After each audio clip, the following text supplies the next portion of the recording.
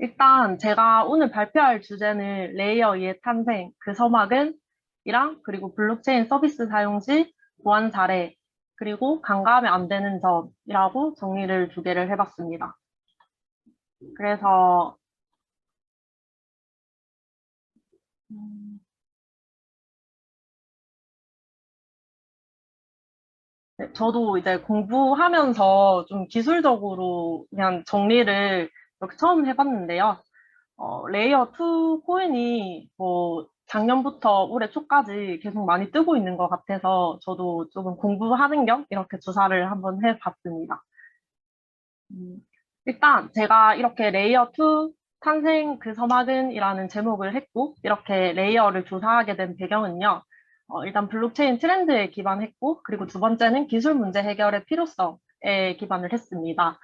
일단 저희가 이제 블록체인을 생각할 때 이상적인 기능이 세 가지가 있는데요. 첫 번째는 확장성이고 두 번째는 보안성 그리고 세 번째는 탈중앙화입니다. 이렇게 확장성, 보안성, 탈중앙화를 계속 생각해 놔야 되는 이유는 밑에 계속해서 나오거든요. 그래서 얘를 좀 묶어서 그냥 이상적인 기능이라고 좀 이렇게 인지해 주시면 좋을 것 같습니다. 그렇게 해서 일단 첫 번째는 얘기를 했으니까 이제 두 번째는 블록체인 지속을 위한 기술적 문제가 해결돼야 된다인 거였는데요.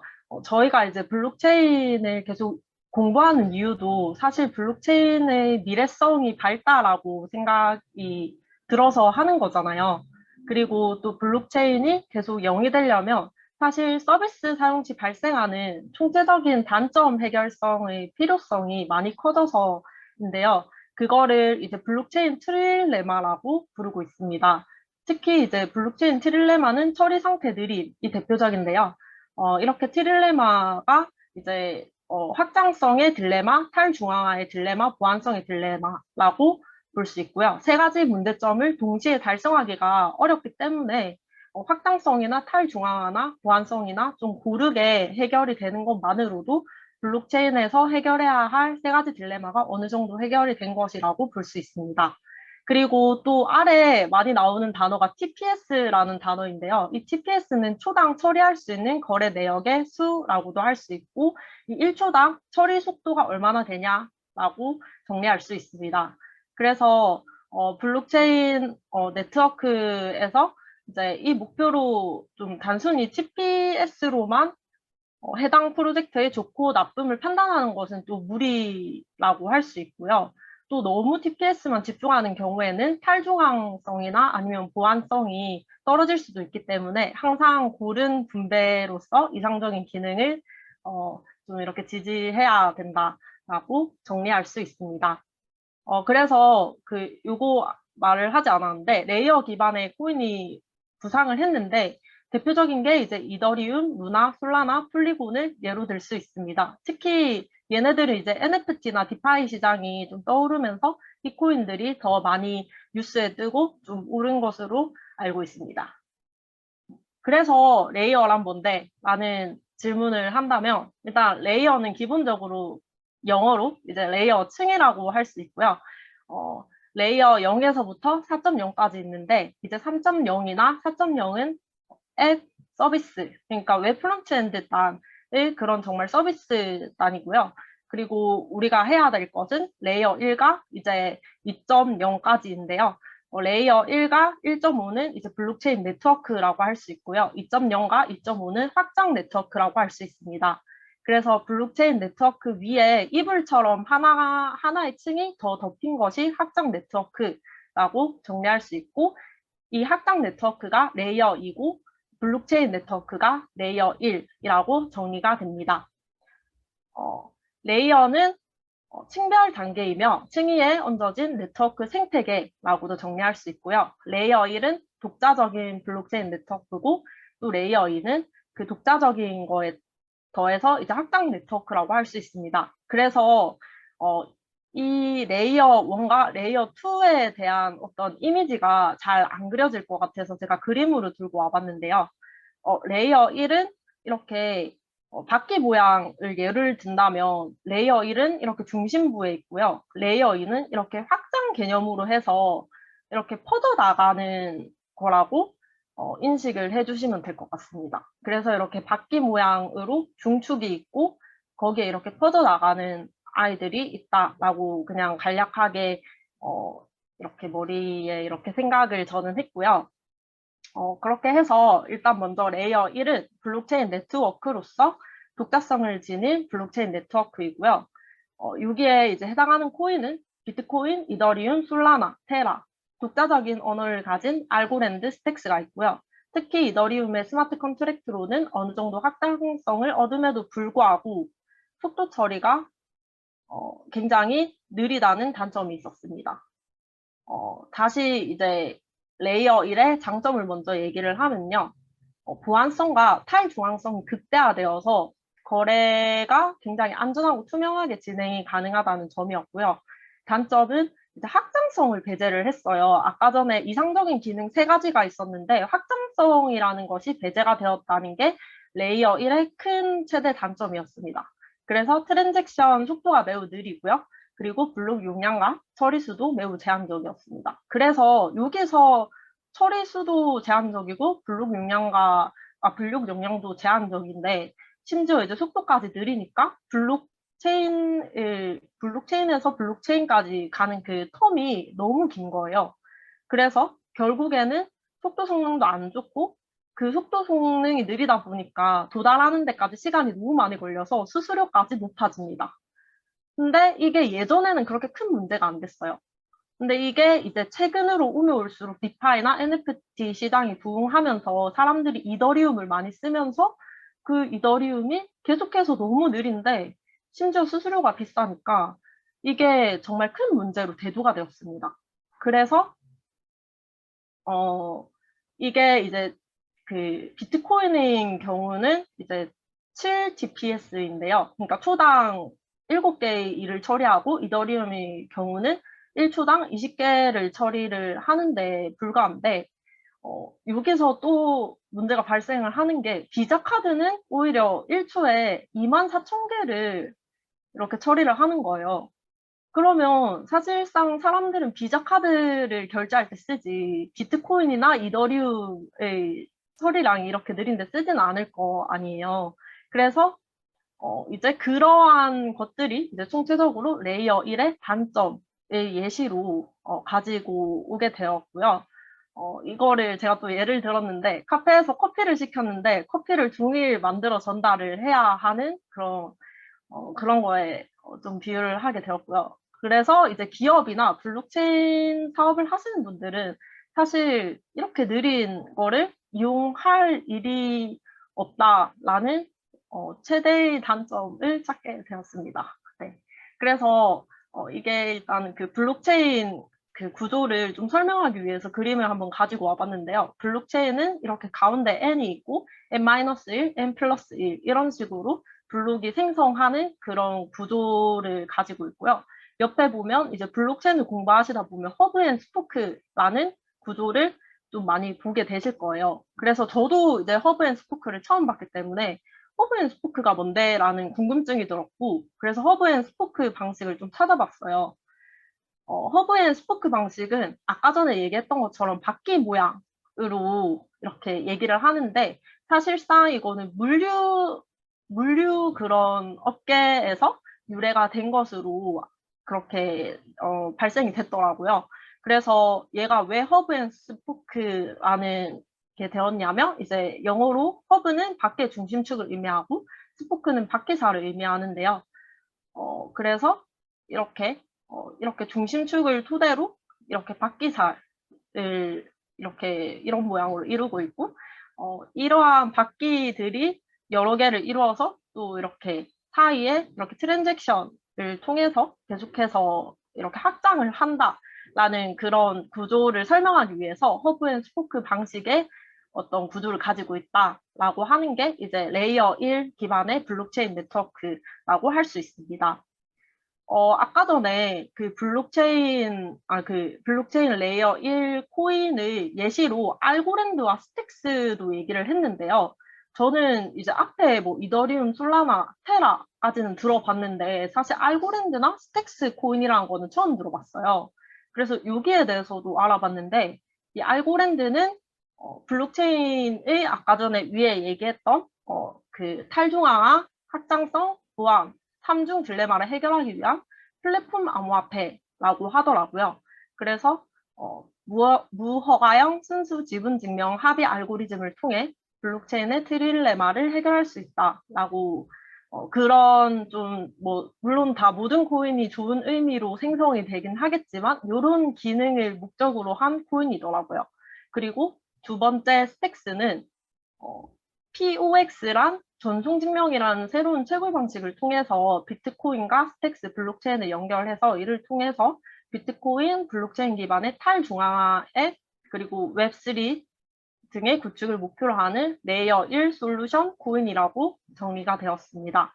그래서 알고랜드나 스택스 코인은 어쨌든 그 웹3나 탈중앙화에 관련 그런 뭐 전송 증명이나 아니면 그런 지분 증명을 하기 위한 코인으로 정리가 되었습니다.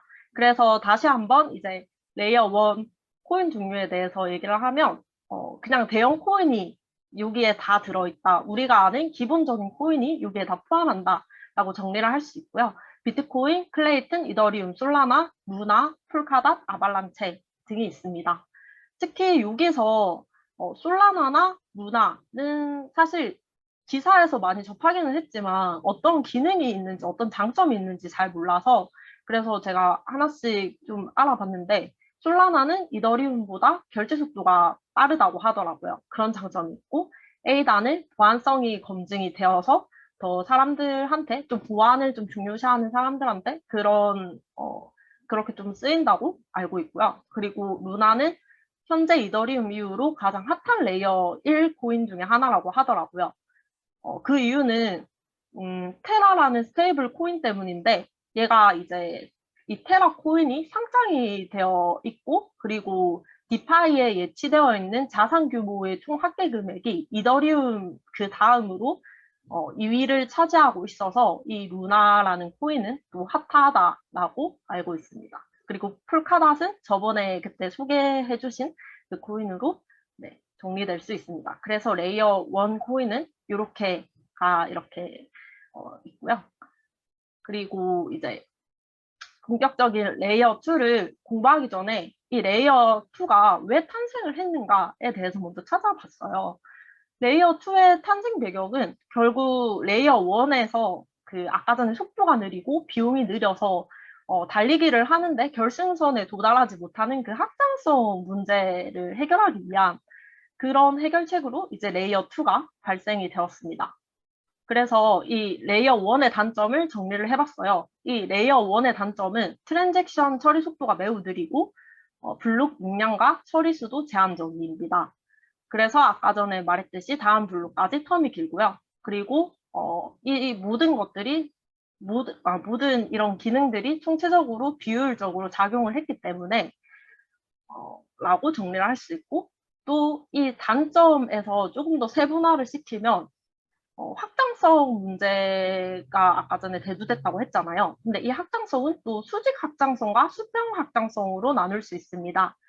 수직적은 생각만 했을 때 되게 직렬적으로 발생하는 느낌이고, 수평도 되게 이렇게 직렬적으로 발생하는 그런 구조가 그려지잖아요, 머릿속에. 근데 이 수직 확장성은 초당 트랜잭션의 처리량이 매우 낮다라는 것입니다. 이 트랜잭션 처리량이 매우 낮다는 것은 1초당 거래를 하는 수의 양이 매우 낮다는 것입니다. 그래서 결국에는 거래 처리가 지연되기 때문에 블록체인 서비스 이용률이 감소가 될 여지가 많고요. 그리고 두 번째는 수평 확장성인데 코인 교환 가능성이 부재하다는 것입니다. 우리가 그 결제를 할때 뭐 다른 걸로 일일이 교환을 하는 것보다 우리가 비자 카드를 가지고 여러 상점에서 이렇게 결제를 하는 게 더 효율적이잖아요. 근데 그거를 배제하고 얘는 이제 뭐 세탁소에 가서 빨래 코인을 하나 발급을 해야 되고 뭐 또 편의점에 갔는데 뭐 초콜릿을 사는데 초콜릿 코인을 또 하나 발급을 해야 되고 이러한 비효율적인 그런 문제가 발생을 하는 것 자체를 수평 확장성 문제라고 부르더라고요. 그래서 다시 한 번 더 정리하면 레이어 2에는 확장성 문제가 있는데 수직 확장성 문제가 있고 수평 확장성 문제가 있다라고 정리를 할 수 있습니다. 그래서 이제 해결 방법은 딱 두 가지인데요. 이제 레이어 1은 뭐 블록체인 자체 해결을 하거나 아니면 레이어 2 확장성 솔루션을 이용해라 이거든요. 근데 이 확장성 솔루션이라고 하면 되게 말이 어려워요. 근데 사실 이거는 알고 보면 레이어 1이 레이어 2에게 일을 분배하는 거거든요. 레이어 1의 블록체인 네트워크는 그대로 놔두고 레이어 2에게 일을 병렬적으로 분배하는 그런 구조라고 할 수 있습니다. 그래서 제가 레이어 2의 정의나 이제 왜 제작이 되었는지에 대해서 이렇게 조사를 했을 때 일단 레이어 2는 이더리움의 구매 대행이라고 정리를 할 수 있었습니다. 왜냐하면 레이어 1이 이더리움이고 그리고 레이어 2가 이제 이더리움의 구매 대행으로서 아까 전에 업무를 도와주는 그런 역할을 한다라고 볼 수 있는데요.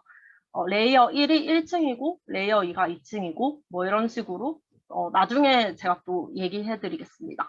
그래서 일단 레이어 2는 블록체인 위에 연결된 별도의 네트워크로서 현존하는 대부분의 레이어 2는 이더리움의 처리 속도의 개선을 위해 제작이 되었습니다.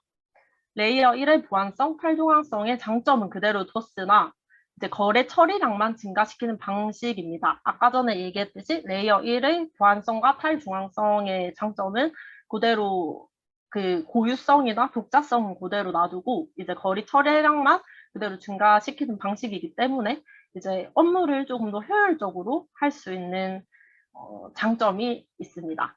그리고 이제 레이어 2는 또 레이어 1의 확장팩으로 얘기를 할 수도 있고요. 그리고 레이어 1처럼 별도의 블록체인 네트워크를 운영하지는 않으나 옆에 이제 바깥에 네트워크를 두고 따로 이제 안쪽에 있는 온체인에 있는 블록체인 네트워크를 도와주는 그런 역할이라고 정리할 수 있습니다.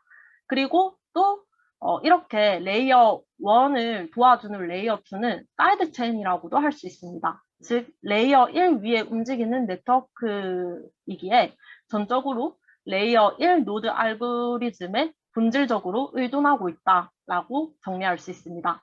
그래서 레이어 2가 쓰는 확장 방법이 뭔데? 라고 물을 거예요.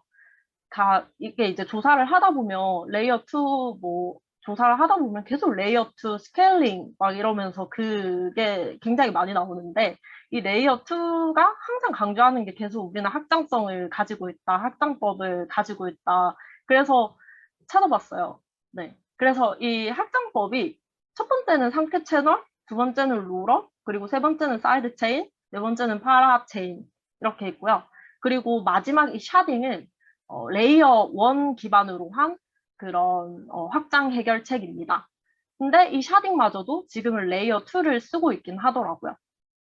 근데 요거를 일단 다 설명하기는 힘들어서 제가 중요한 것만 일단 노란색으로 좀 쳐놨는데 일단 이렇게 상태 채널은 뭐 네트워크 효율성을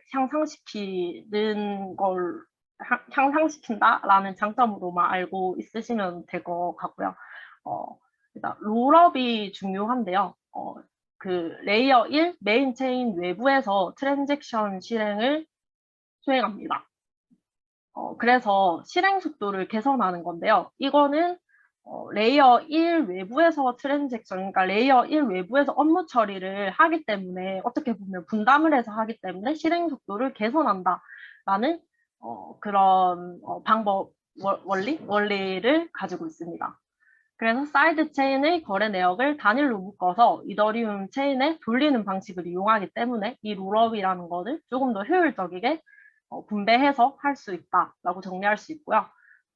얘가 어떻게 효율적으로 하는데? 라고 물어보면 얘가 이렇게 단일로 묶어서 이더리움 체인에 올리는 방식을 이용하기 때문에 올바른 트랜잭션 실행이 가능하다라는 거예요. 그러니까 올바른 업무 처리 실행이 가능하다는 건데 트랜잭션 데이터가 레이어 1에 있기 때문에 레이어 1의 원본을 그대로 놔두고 롤업을 레이어 1에서 보호를 해주기 때문에 얘는 남은 일만 처리하면 되는 거예요. 그래서 롤업은 그런 면에서 효율성이 있다라고 정리할 수 있습니다.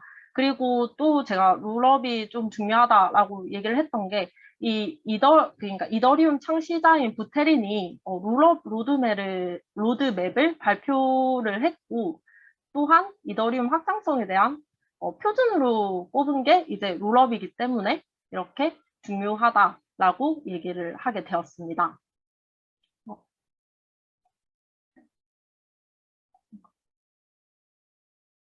그리고 그리고 이제 사이드 체인을 얘기를 하자면 일단 메인 체인과 병렬로 실행되는 독립적인 블록체인입니다. 고유 속성을 가진 분리된 개체로 자유롭게 작동을 한다는 점이 장점인데요. 그러니까 요것도 이제 레이어 2의 확장법 중에 한 가지라고 알고 계시면 될 것 같습니다. 그래서 이 레이어 2의 확장법인 사이드 체인은 병렬로 실행되기 때문에 마치 이 롤업처럼 병렬로 분배를 하기 때문에 조금 더 효과적으로 좀 효율적으로 할 수 있고 얘는 심지어 자유롭게 작동하기 때문에 조금 독자성인 그런 고유의 개체를 가짐으로써 메인 체인에서 제3자 신뢰가 필요한 레이어 2 체인으로 암호화 자산을 공개적으로 전송이 또 가능하다는 점, 그러니까 투명성을 가지고 있는 그런 체인이라고 할 수 있습니다. 그리고 이 파라 체인은 다중 트랜잭션 처리를 병렬화하고 원하는 확장성을 또 달성 가능하다는 점에서 또 확장성 있는 그런 방법으로 또 사용되고 있고요. 마지막으로는 레이어 1에서 사용하는 샤딩 을 소개를 하자면요. 이 샤딩은 굉장히 어떤 기사를 읽어도 특히 이더리움이 나오면 샤딩이라는 단어가 굉장히 많이 나와요. 이 샤딩은 제가 찾아보니까 P2P 네트워크를 서로 다른 파티션으로 분할하는 레이어 1의 확장 해결책인데요. 이러한 샤드를 수행할 다양한 워크로드 세트가 제공되고요. 이는 대규모 트랜잭션을 수행할 수 있는 네트워크 기능을 확장하는 데 굉장히 도움이 많이 됩니다. 샤딩은 P2P 네트워크 전체의 워크로드를 분산하여 더 많은 블록체인 노드에서 더 많은 컴퓨팅 성능을 가져와서 블록 생성 프로세스를 가속화하는 데 도움을 줍니다. 그러나 샤딩 주변에 몇 가지 취약점이 존재하기 때문에 이 샤딩은 결국 이러한 장점을 가지고 있는데도 불구하고 보안 취약점이 존재하기 때문에 레이어 2의 확장성을 이용한다라는 점이 있습니다. 그래서 다시 정리를 하면 레이어 2와 1의 원리를 다시 비교를 하면요. 레이어 1은 제가 이것도 좀 그냥 언어로 한번 정의를 내려봤어요. 레이어 1은 블록 생성과 합의, 거래 승인 같은 본질적인 절차를 1층에서 해결하는 사람입니다. 그리고 레이어 2는 거래 처리를 2층에서 전문으로 하는 사람입니다. 은행으로 치면 이제 전산 업무는 레이어 1에서 하고 전산 이외에 그냥 이렇게 거래 뭐 예금만 하고 통장 만드는 일을 레이어 2에서 거래 처리를 한다라는 식으로 정리를 할 수 있습니다. 그래서 보안성과 탈중앙화를 기존 블록체인 레이어 1을 위탁하는 대신 최대한 빠르고 저렴하게 거래 처리를 할 수 있도록 돕는 것이 레이어 2의 역할이고요. 거래 처리를 2층에서 해서 업무 분담을 하니까 이제 레이어 1 코인의 블록체인 업무량이 감소한다라는 장점이 있습니다. 그래서 이제 레이어 2 코인의 종류를 보면 폴리곤과 오미세고가 대표적으로 있습니다. 아마 그 NFT에 관심이 많으신 것 같은데 NFT 거래를 해보신 분이면 이 폴리곤을 잘 아시고 계실 거예요. 그래서 그래서 오히려 이 NFT 시장이 이렇게 커지면서 또 이렇게 폴리곤도 좀 많이 유명해진 것 같고요. 이더리움도 더 많이 부활한 것 같고요. 네. 그래서 이제 레이어 2의 확장성을 쓰는 프로젝트가 어떤 것이 있냐라고 했을 때 이더리움 2.6, 폴리곤, 그리고 루프링, 할모니, 그리고 OMG, 폴카다 이렇게 있습니다. 네. 그리고 이제 또 이렇게 두 가지의 차이점을 비교를 해 봤는데요. 얘네들이 어떤 점이 다르냐에 대해서 비교된 거를 찾아서 이제 정리를 좀 해봤는데, 제가 이 레이어 2의 엄마를 레이어 1이라고 좀 비교를 해 놨고요. 그래서 레이어 1과 레이어 2의 확장성 문제를 개선하겠다는 방향은 같습니다. 하지만 방식이 달라요. 레이어 1의 확장 솔루션은 블록체인 용량을 그러니까 블록체인 용량을 늘리는 거는 블록체인 자체의 사이즈를 수정하는 것입니다. 그래서 거래 처리량을 향상시키고요. 대신 이제 이 레이어 1은 온체인, 그러니까 가운데서 온체인 기반으로 어, 움직이는 그런 기술이라고 보면 되고요. 그래서 얘는 하드포크가 필수라고 합니다. 그리고 이제 레이어 2는 일부 연산을 블록체인 밖에서 처리하기 때문에, 그러니까 이 블록체인 밖에서 처리하는 것 자체를 오프체인이라고 하는데요. 이 오프체인 방식으로 속도를 높여갑니다. 그래서 100개의 거래를 블록체인상 10건 이내의 거래로 간소화시킬 수 있다는 장점이 있습니다. 그래서 저는 이 위에 이제 오프체인과 온체인이란 뭘까라는 생각이 들었고요. 이 오프체인은 블록체인 밖에서 처리하는 마치 좀 후배의 역할을 한다라고 정리를 했고요. 레이어 1 네트워크 외부에서 이제 블록체인이나 연상 장치를 이제 오프체인의 예로 들 수 있습니다. 그리고 온체인은 블록체인 안에서 처리하는 그 중심부를 표현하고, 또 아까 전에 제가 레이어 1이 그 중점적인 업무를 다 처리한다고 했잖아요. 그래서 레이어 1은 중점적인 일을 처리하고 이 중점적인 일을 온체인 위에서 처리한다라고 이렇게 정리를 할 수 있고, 또 이제 레이어 2는 이제 바깥에서 처리한다. 기존 블록체인 네트워크를 기반해서 한층 더 덮인 2층에서 처리를 하는데 외부에서 처리를 하기 때문에 오프체인 기반을 해서 처리를 한다라고 정리를 할 수 있습니다. 그래서 이게 지금 오프체인이랑 온체인이 뭐냐라고 알아봤을 때 이 친구들은 다 트랜잭션의 종류 중 하나더라고요. 그래서 이제 온체인 트랜잭션, 말 그대로 체인 위에서 발생하는 트랜잭션이라고 정리될 수 있고요. 메인 블록체인 네트워크를 의미합니다. 예로 이제 비트코인, 이더리움 등 자체 네트워크를 구성하는 블록체인 내의 발생에 블록에 기록되는 블록체인을 온체인 트랜잭션이라고 정리할 수 있었고요. 특히 이제 오늘 주제인 레이어 2의 방식은 오프체인 트랜잭션 방식인데요. 메인 블록체인이 아닌 곳에서 발생하는 트랜잭션입니다. 그래서 온체인 빼고 나머지 여지팝으로 생각을 하시면 되는데요.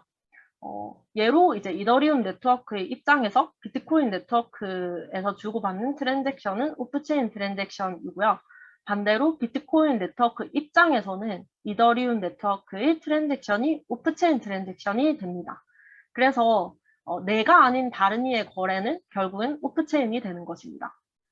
왜 오프체인 트랜잭션을 그러면 사용해? 라고 질문을 하잖아요.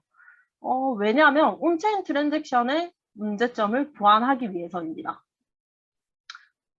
온체인 트랜잭션의 문제점이 뭔데? 라고 또 궁금증을 가지실 거잖아요. 그래서 온체인 트랜잭션의 문제점은 일단 첫 번째로는 속도 문제 발생이라는 단점이 있고요.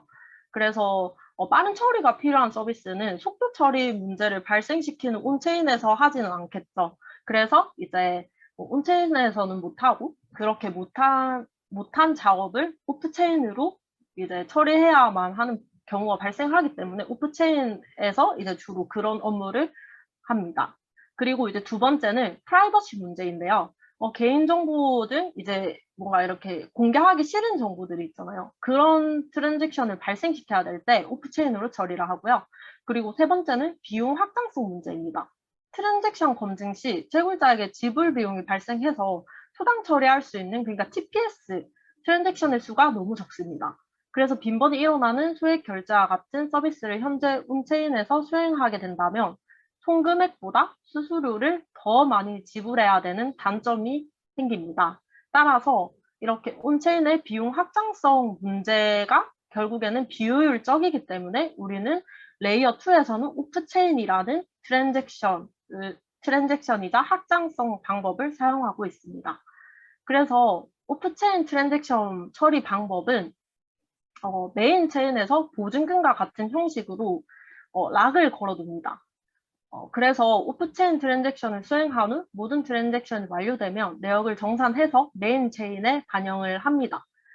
이는 좀 이렇게 비유를 하자면 보증금을 돌려받는 방식이고요. 또 전 월세 같은 느낌입니다. 그래서 일정한 기간이 지나면 그 보증금을 다시 돌려받는 형태로 이제 오프체인 트랜잭션 처리 방법을 실행하는 것으로 네, 이렇게 알 수 있었고요. 그리고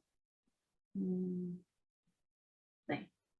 오프체인 트랜잭션을 사용하는 채널과 체인이 있습니다. 얘도 굉장히 중요한 부분인데요. 일단 첫 번째는 상태 지불 채널이 있었고, 두 번째는 사이드 체인. 그러니까 속도가 빠른 하나의 체인을 이용하는 게 이제 사이드 체인입니다. 사실 여기 이 오프체인 트랜잭션을, 오프체인 트랜잭션 처리 방법 중에서 가장 중요한 처리 방법이 사실 사이드 체인인데요. 속도가 빠른 하나의 체인을 이용하는 것입니다.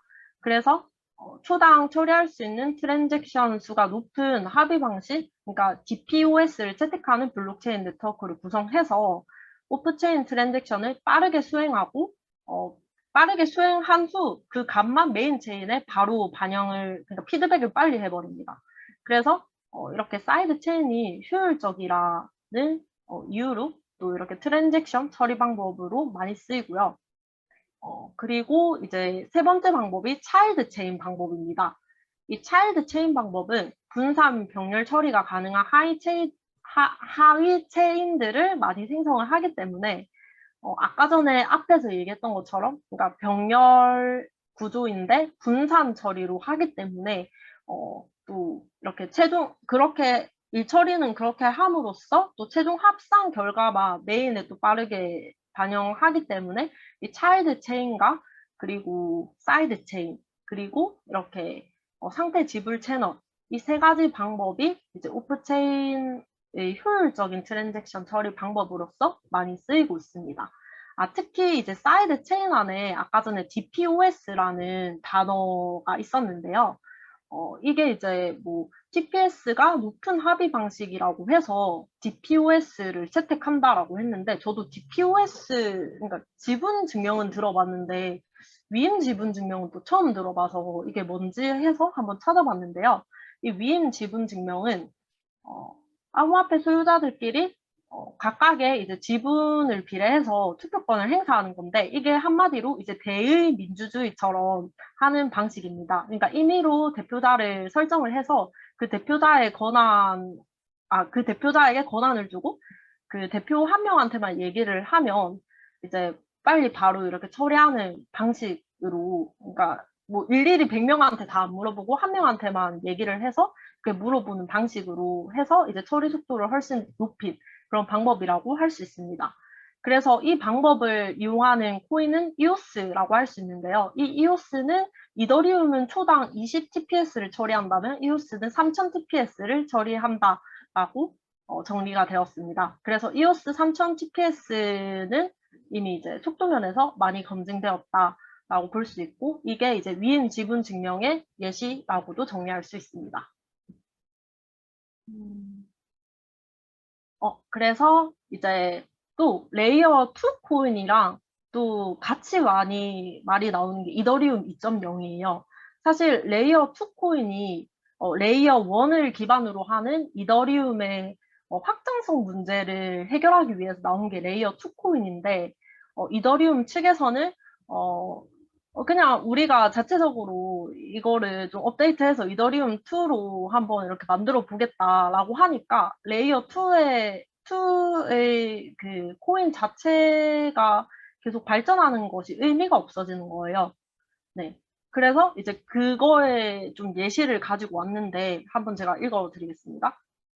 레이어 2 코인 전망은 밝은 편입니다. 왜냐하면 이제 디파이나 NFT 플랫폼 거래가 활발해지면서 거래 처리 속도가 빠른 레이어 2 플랫폼을 찾는 수수료가 꾸준히 늘고 있기 때문입니다. 그리고 이더리움 2.0은 이더리움 핵심 프로토콜인 레이어 1에 대한 몇 가지 개선 사항이 결합이 되어 있는데요. 업그레이드를 통해 샤딩, 포스, 새로운 가상 머신 등이 제공된다라고 정리할 수 있습니다. 다만 이제 주의해야 할 점은 이더리움 2.0의 등장입니다. 이더리움은 거래 처리 속도를 대폭 높이고 수수료를 낮추는 방식으로 대규모 업데이트를 올해 말까지 완수한다는 계획입니다. 이더리움 2.0으로 업데이트가 성공적으로 진행할 경우 레이어 2 코인의 필요성은 상대적으로 떨어집니다. 새로운 레이어 2 코인이 계속 등장하고 있다는 점도 기존 다른 레이어 2 코인의 투자자 입장에서는 부담스럽습니다. 상대적으로 더 안전하고 처리 속도가 빠른 레이어 2 플랫폼이 나타나면 언제든 해당 플랫폼으로 관심이 쏠릴 수 있다라는 그런 기사를 발췌했는데요. 이 기사에서 그래서 좀 그냥 핵심은 이더리움 2.0의 등장이 결국에는 레이어 2 코인의 존재를 위협하고 있다라고 정리를 할 수 있습니다. 그래서 레이어 2 코인의 전망은 밝은 편이나 이더리움 2.0이 만약에 정말 더 빠르게 업데이트 된다면 사실 이미 시장이 잘 구축된 이더리움은 많은 이제 독점을 이미 많이 하고 있고 이미 많은 사람들이 유입이 많이 되었기 때문에 이더리움 2.0의 확장이 성공적으로 이루어진다면 사실 레이어 2 코인의 필요성이 적어질 거라는 생각이 들더라고요. 네, 그래서 이제 네, 요런 지금 시사점이 있다라고 알고 계시면 또 좋을 것 같아서 가지고 와봤고요. 그리고 이게 이제 또 마지막으로 이더리움의 문제점과 해결을 뭐 재밌게 풀어낸 기사인데요. 이게 그냥 간략하게만 얘기를 해드리자면 이더리움의 문제점입니다. 이더리움의 세계에서는 합법적인 색치기도 가능하다. 이더리움 직원에게 돈을 지어주면 앞 사람보다 먼저 물건을 살 수 있다. 액수가 정해져 있는 것이 아니기 때문에 수수료는 계속 올라간다. 그러니까 이더리움의 문제점은 수수료는 높은데 또 그 안에서 내부적으로 불공정성이 일어난다는 문제점입니다. 네. 네, 그리고 이제 뭐 나머지 이제 레이어 2의 발생 원인에 대해서 얘기를 하고 있는데 뭐 매장 이름은 레이어 2다. 뭐 얘는 확장성을 뭐 이렇게 좀 보완해주기 위해서 뭐 이렇게 생겨났다라고 하면서 이제 이런 기사가 있었는데요. 이거는 조금 그냥 재밌어서 가지고 와봤습니다. 그래서 나중에 이게 이제 공유되면 그냥 한번 읽어보면 좋을 것 같아서 가지고 왔습니다. 그리고 이제 두 번째, 두 번째인데요. 어, 이게 이제 그 보안 사례입니다. 네, 오늘 좀 길어가지고요.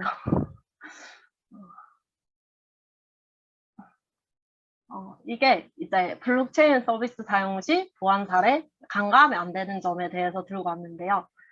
저희가 이제 요즘 NFT 투자를 굉장히 많이 하잖아요. 그래서 저는 뭐 다른 시장을 가지고 오기보다는 NFT 그 시장에서 거래를 할 때 좀 일어나는 보안 사례라든지 아니면 취약점을 통해서 실제로 뭐 탈취가 된 사례 아니면 뭔가 그 자산이 잠긴 상태 뭐 이런 거에 대해서 좀 가지고 와봤습니다. 그래서 이거는 제가 또 그냥 적어 놓은 건데요.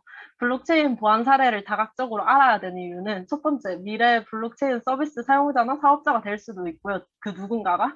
그리고 두 번째는 내 자산을 지킬 수 있고요. 원래, 그러니까, 뭐, 적을 알면, 뭐, 그 속담이 있잖아요. 그런 것처럼, 이제 그러니까 단점을 알면, 장점을 알 수 있는 것처럼, 이제, 취약점을 알면 내 자산을 지킬 수 있잖아요. 네, 그래서 이렇게 정리해봤고요. 그리고 이제 제일 중요한 거는 제가 이제 블록체인을 공부하는 이유는 이제 블록체인에 대한 어떤 미래성이나 이런 게 있다라고 생각해서 열심히 공부 중인 건데요. 어, 아까 전에 앞에서도 얘기를 한번 했던 것 같긴 한데 블록체인의 영속성이 중요한데 그러니까 계속 지속이 돼야 되는 거잖아요. 저희가 그래야 이렇게 지금 공부하는 것도 굉장히 의미가 있고 그런 건데 이게 계속 보완적으로 계속 탈취되거나 기술적으로 사실 도태가 된다면 현재는 여러 서비스에 들어가는 신기술이지만 결국 서비스라는 거는 사람들이 많이 찾고 많이 사용을 해야 기술 자체도 폭락을 안 하는데 어쨌든 그래서 보안의 길을 열고 있어야 된다. 이거를 얘기하기 위해서 이렇게 네, 좀 장하게 얘기를 해놨고요. 특히 이제 이 대표적으로 망한 사례가 그 5G라고 생각이 들어가지고요. 네, 그래서 예시로 한번 적어봤고요. 그리고 이제 블록체인의 미래성이 보장되어야 지금 하는 공부도 앞으로의 기술 연구도 의미 있을 것으로 개인적으로 생각을 합니다라고 정리를 할 수 있습니다. 그리고 일단 보안의 필요성을 한번 그냥 제 생각대로 얘기를 해봤고요. 그리고 이제 두 번째는 보안 관련 알트코인을 찾아봤는데요. 어, 보안 관련 알트코인은 일단 저희가 이렇게 해킹이 조금 중요한 이유는 요즘에는 이제 클라우드 기반의 서비스를 많이 쓰잖아요. 그래서 이렇게 집중화된 서비스는 언제 어디서든 어떤 매체를 사용할 때든 우리가 자료를 그냥 하나의 그 클라우드 서비스만 들어갔을 때 사용할 수 있다는 게 굉장히 그러니까 장소에 구애받지 않고 상관없이 쓸 수 있다는 것이 큰 장점이지만, 한편으로 반대로는 이제 그 가운데 집중되어 있기 때문에, 그 가운데 집중되어 있는 게 사실 해킹 한번 당하면 그냥 저희의 파일이나 모든 자료들이 다 날아가잖아요. 그래서 이제 그런 점에 있어서 블록체인은 굉장히 혁신적이다라고 할 수 있습니다. 왜냐하면 블록은 하나하나씩 그 블록 안에 그 트랜잭션을 이렇게 저장을 하잖아요. 기록을 하고. 그래서 그런 분산 원장 기술이 또 좋은 점으로 작용을 하고 있고요. 그리고 이제 보안 관련 알트코인은 네, 이더리움 블록체인을 기반으로 해 탈중화 비즈니스를 가능케 해주는 아라곤을 좀 대표적으로 뽑을 수 있습니다. 그리고 나머지는 그 홀로체인, 패브릭 등 이제 통제 가능한 인터넷을 만들기 위한 그런 코인도 존재하고 있습니다. 그래서 홀로체인과 패브릭이 이 보안 관련한 알트코인이고요. 그리고 이제 네, 그 이더리움 기반으로 해서 활동화 비즈니스를 하는 아라곤이 있고요. 그리고 네, 이게 이제 본론입니다. 사실 네. 네. 아까 전에 그 소개했던 것처럼 그 NFT 시장에 대해서 이제 좀 보안 사례를 찾아봤는데, 일단 가장 중요한 것은 이제 NFT의 스마트 계약에 대해서 얘기를 할 거고요. 이 NFT 스마트 계약에서 결국에 중요한 것은 원샷 원킬의 꼼꼼한 확인이 필요하다라고 정리를 할 수 있고요. 이 NFT 스마트 계약에서 이 특징과 주의할 점을 정리를 해봤습니다. 일단 특징은 스마트 컨트랙트는 원칙상 한 번 업로드되면 수정이 불가합니다. 그래서 우리가 확인해야 될 것은 작품의 가격이 제대로 올라갔는지, 그리고 내가 기입한 그 가격과 정보들이 오픈시로 잘 넘어갔는지, 그리고 출금 기능이 꼭 들어가 있는지, 이러한 총체적인 초반부의 꼼꼼한 확인 절차가 매우 중요하고요. 왜냐하면 이게 중요한 것은 돌이킬 수 없기 때문입니다.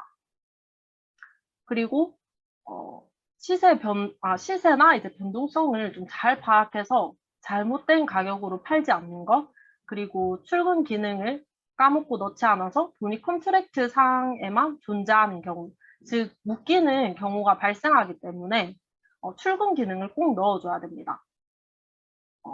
그래서 이 잘못된 가격으로 파는 행위, 그리고 출금 기능을 넣지 않는 행위, 이 두 행위는 결국 스마트 컨트랙트, 그러니까 계약서 자체를 잘못 쓴 경우라고 정리할 수 있습니다. 그래서 이 계약서를 잘못 쓴 거는 사실 큰 돈을 잃은 셈이랑 다름없죠. 네. 그래서 이 그 출금 기능을 안 넣어서 탈취가 된 사례가 하나가 있는데요. 이제 문캣이라는 사례입니다. 이 문캣 측이 실제로 이제 탈취당하고 나서 한 답변인데요. 스마트 계약의 오류를 깨닫기 전 상당한 양의 이더리움을 잃어버렸습니다. 우리는 제네시스 고양이의 판매에서 에테르를 수집하려고 했습니다. 그러나 결과적으로 QA 프로세스 중 수정한 사항으로 인해 해당 자금이 영원히 잠겼습니다. 라고 답변이 왔습니다. 이 문캣 레스 Q의 사례가 어떤 것이냐면, 일단 출금 기능을 넣지 않은 스마트 컨트랙트의 사례입니다. 457 이더리움 하나로 20억이 컨트랙트 상에만 묶여있고 어느 지갑에 가지 않았습니다. 돈을 낸 사람은 있지만 돈을 받은 사람은 없는 계약서 상에만 존재하는 돈이 된 것입니다. 그래서 우리가 주의해야 될 것은 이제 오픈시에 NFT 업로드 시에는 꼭 출금 기능을 넣자. 출금 기능을 넣지 않으면 돈이 묶인다라는 그런 교훈을 얻을 수 있었고요. 그리고 두 번째는 실제 지불을 받지 못한 버그가 발견된 사례입니다. 이 사례는 이제 2017년에 가장 인기 있었던 NFT 프로젝트인 크립토 펑크를 예로 들 수 있었는데요. 이 제작자도 몰랐었는데, 이 문제가 만 개의 펑크가 모두 판매되고 유통시장이 시작된 후 판매가 발생할 수 있었지만, 실제 지불을 받지 못한 버그가 발생했습니다. 그래서 이들이 한 해결 방법은 결국 그냥 아무 처리도 하지 못하고 그냥 결국 업데이트된 새로운 계약으로 프로젝트를 다시 실행을 했습니다.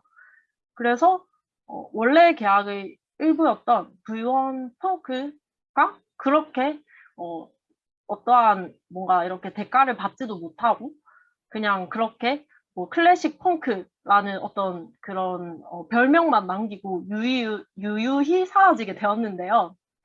그러다가 다시 또 이 제작자가 새로운 프로젝트를 발간하기 시작합니다. 그 제목은 미빗 프로젝트인데요. 어, 이 미빗 프로젝트는 이제 무작위 특성으로 제작이 되었습니다.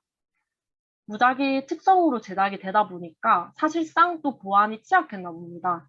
문제는 일부 사용자는 시스템을 숙여서 원하는 작품을 얻기 위해 특성을 재롤링하는 방법을 알아내기 쉬워진 환경에 처해지게 됩니다.